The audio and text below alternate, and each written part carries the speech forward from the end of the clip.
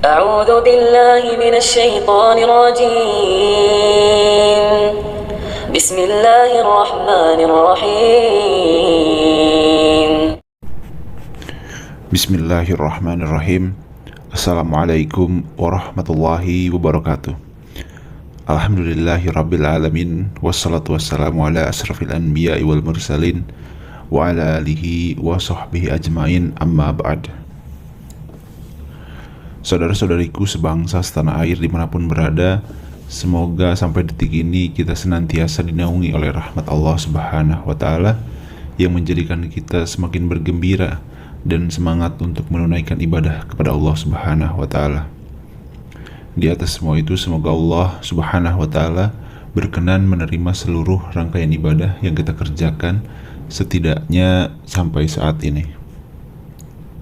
Alhamdulillah, pada kesempatan kali ini kita bisa kembali menyambung silaturahmi sambil belajar zikir, berdoa, dan amalan-amalan yang sudah diajarkan di dalam Al-Quran maupun oleh para ulama ataupun langsung diajarkan oleh Rasulullah SAW, ataupun doa-doa yang diajarkan secara turun-temurun terus tersambung sanadnya hingga kepada kita saat ini.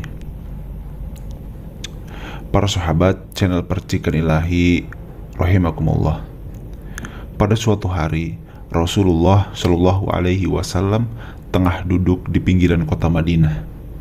Namun tiba-tiba melintas sebuah iring-iringan yang membawa jenazah seorang laki-laki. Lalu Rasulullah SAW bertanya, "Apakah mayat laki-laki itu meninggalkan hutang?" "Betul ya Rasulullah, laki-laki ini meninggalkan hutang sebanyak 4 dirham," jawab para sahabat. "Salatkanlah laki-laki itu oleh kalian, karena aku tidak mau mensolati orang yang memiliki hutang lalu meninggal belum melunasinya," tutur Rasulullah SAW. Setelah itu malaikat Jibril turun dan menghampiri Rasulullah.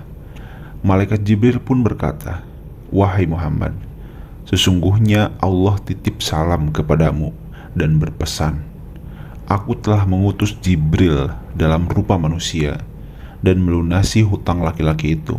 Maka bangkitlah engkau dan sholatkanlah jenazah itu, sebab ia telah diampuni Allah, dan dia juga menyampaikan siapa saja yang mensolati jenazah tersebut maka dia juga turut diampuni." Setelah malaikat Jibril mengatakan hal tersebut, Rasulullah kemudian dibuat penasaran, apa alasan dibalik Allah menyegerakan mengampuni laki-laki tersebut. "Wahai saudaraku Jibril, dari manakah kemuliaan laki-laki yang meninggal itu?" tanya Rasulullah kepada malaikat Jibril.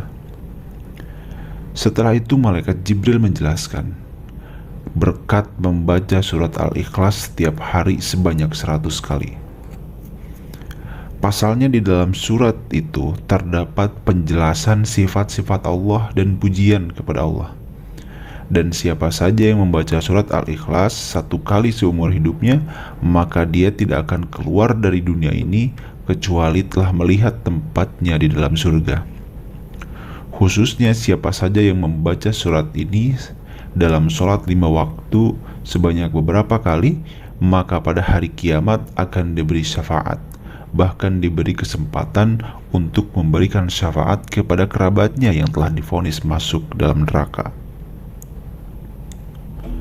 Para sahabat channel Percikan Ilahi yang dirahmati Allah, dari kisah tersebut dapat terlihat betapa mulianya surat Al-Ikhlas, sehingga kebanyakan orang seharusnya rutin membacanya, paling tidak sama 100 kali setiap hari agar dapat diampuni dosanya. Sementara itu siapapun yang membacanya walau 1 kali dalam hidupnya, maka ia tidak akan meninggal sampai diperlihatkan kepadanya tempat di surga kelak. Semoga kita semua ditempatkan di surganya Allah Subhanahu wa ta'ala. Amin, amin ya rabbal alamin.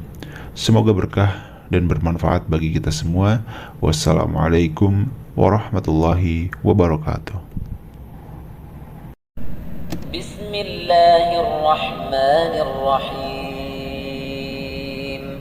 قل هو الله أحد الله الصمد لم يلد ولم يولد ولم يكن له كفوا أحد.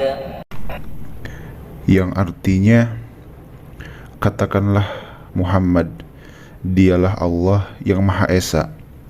Allah tempat meminta segala sesuatu. Allah tidak beranak dan tidak pula diperanakan, dan tiada sesuatu yang setara dengan Dia. Keutamaan surat Al-Ikhlas memiliki banyak sekali. Di antaranya, yang pertama, surat ini berisikan sifat Allah Azza wa Jalla. Orang yang mencintainya maka akan dicintai oleh Allah Subhanahu wa Ta'ala. Dari Aisyah bahwa Nabi Shallallahu Alaihi Wasallam mengutus seorang laki-laki memimpin sekelompok pasukan. Ketika mengimami sholat, dia biasa membaca di dalam sholat jamaah mereka, lalu menutup dengan Qul huwallahu ahad.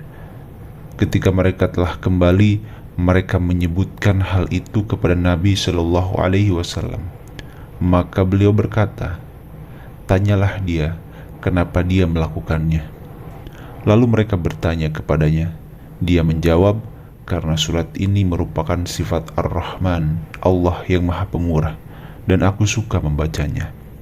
Maka Nabi Shallallahu Alaihi Wasallam bersabda, "Beritahukan kepadanya bahwa Allah mencintainya."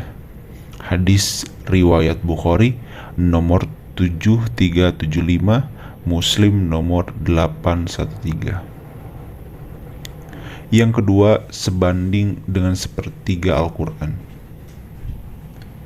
Dari Abu Darda dari Nabi Shallallahu Alaihi Wasallam, beliau bersabda, "Apakah seseorang dari kamu tidak mampu membaca sepertiga Al-Quran di dalam satu malam?"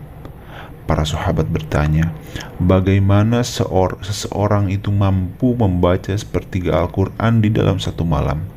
Beliau bersabda, "Qul huwallahu ahad," sebanding dengan sepertiga Al-Quran. Hadis riwayat Muslim nomor 811. Maknanya adalah bahwa kandungan Al-Quran ada 3 bagian: hukum-hukum, janji dan ancaman, nama-nama dan sifat-sifat Allah Azza wa Jalla. Dan surat ini semuanya berisi tentang nama-nama dan sifat-sifat Allah Azza wa Jalla. Demikianlah beberapa keutamaan dari membaca surat Al-Ikhlas. Mudah-mudahan kita bisa istiqomah membaca dan mengamalkan surat Al-Ikhlas ini, dan semoga kita mendapatkan syafaat dan manfaat dari membaca surat Al-Ikhlas ini.